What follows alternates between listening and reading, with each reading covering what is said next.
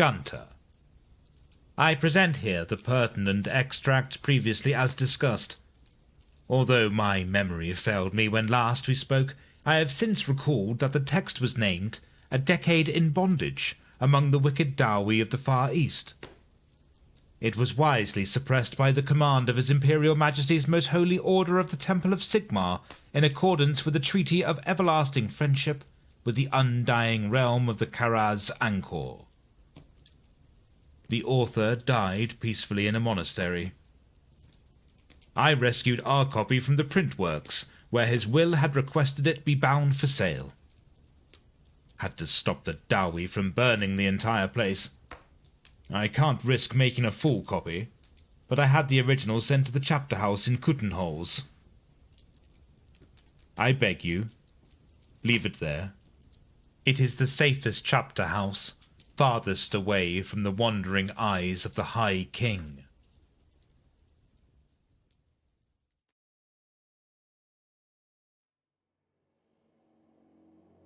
I felt the rough, calloused hand of my tormentor on the raw flesh of my shoulder. "Up," he growled.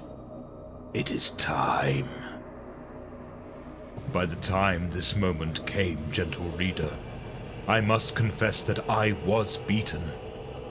I will make no pretense in this record, as other chroniclers are wont to do. When I look back on those dark years, I see no benefit in lies. Now, by the grace of Sigmar, I am redeemed. In those earliest days of my captivity, I was utterly without hope. Months of malnourishment, eating the filthy scraps and leavings of the greenskins, tossed from wagon to cell to wagon to cell, snatching moments of sleep between the sounds of screams and endless churning of wheels. It had all taken a toll, to be sure. But it did not compare to the despair. After the initial shock of my kidnap had subsided, after I was turned over to the hissing green-skinned in Ackendorf, we began our journey into the east. Always, whatever glimpse of sunset or sunrise I got through the rotten timbers of the wagon, into the east. I could never have guessed just how far, but with every league we travelled, that despair weighed on me heavier and heavier. My life has ended, I felt with utter certainty. I will never marry, sire children, join the guild. It is all over now. Nobody will find me. My greed has killed me, and none will mourn. I rose to my feet and slowly trudged toward the thick iron door. It had become a contest of skill between the greenskin and I, this lack of haste. I would drag my heels as slowly as possible, and he would shove me, and I would trot for a moment, gradually slowing my pace, half a step every 10 steps, to drag out these moments of motion as long as possible. But this time, something was different. He did not push. "No games, manling," he hissed. "Move yourself. The games are over." I gently increased my pace, as little as possible. He stepped in front of me. It was the first time my face had been so close to his in weeks. He looked different. Everything about him was different. Hunched the height of a man, my captor was unlike the greenskins I had read about in the libraries of the capitals. He spoke well, was of somewhat human proportions, and had a sharp, perceptive air of cunning about him. I would later learn his kind are the hobgoblins, scorned by their cousins for just these traits, prized by their patrons for the very same. "Listen. You hear but do not listen. Things are different now. You must learn again to go quickly, to speak up, to think, or things will get much worse. I had watched him over the months of our journey, heard him interact with humans and greenskins alike. I had seen him beat and kill and consume man-flesh.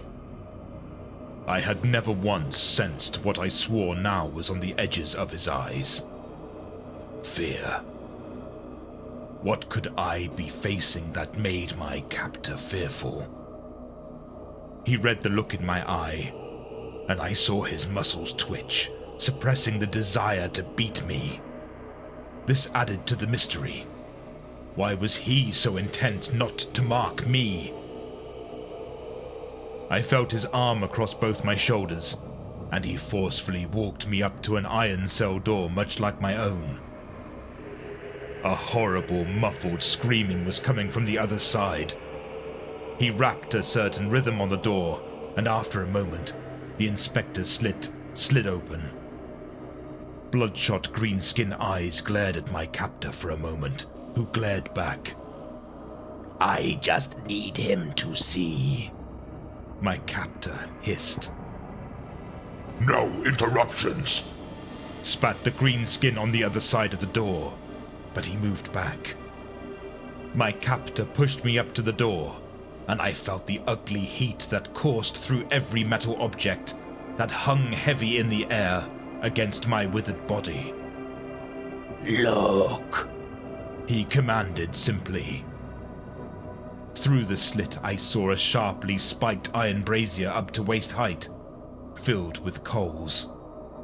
Facing toward the brazier was a man, leaned against crossed wooden stakes. No. In the glowering light cast by the brazier, I could see nails. My mind had almost filtered out the screams. After such time, I was used to hearing the muffled wails that seemed to suffuse this evil place. But seeing it now, and hearing with no barrier between us, my blood ran cold. Out in front of the man stretched a great mass of his entrails, pulled from his slit belly out onto the brazier, which hissed and spat. Two hunched minuscule figures stood beside it, ignoring the man but staring intently at the entrails. One held a wicked-looking poker, and used it to prod and tend the twists of intestine like a father, preparing to grill wurst for Sigmatag. The other seemed intent to stare at the wisps of smoke, peering at them like a jeweler inspecting uncut gems. The man's screaming seemed utterly immaterial, but reader, I assure you, it was like nothing I have ever heard. I have heard a furious griffin devour a lax apprentice slowly, starting from his middle. I have heard his mother's cries as she watched. The sounds of the anguish were as the playing of children by comparison. Soon enough, I would learn how right that feeling was. I would understand my captor's action as a mercy, an attempt at teaching a lesson he hoped would keep us both safe. In the moment, I felt raw, animal terror. now you see, he said simply. This can be you. No dragging feet, no silence, no disrespect, and most of all, He said after some thought, no questions. I moved with a walk so fast it made the greenskin chuckle disgustingly to himself. We came at last to a long winding stair, narrow, utterly black. In my weakened state, I heaved a quiet sigh, and he heard me. Stand. Let it happen.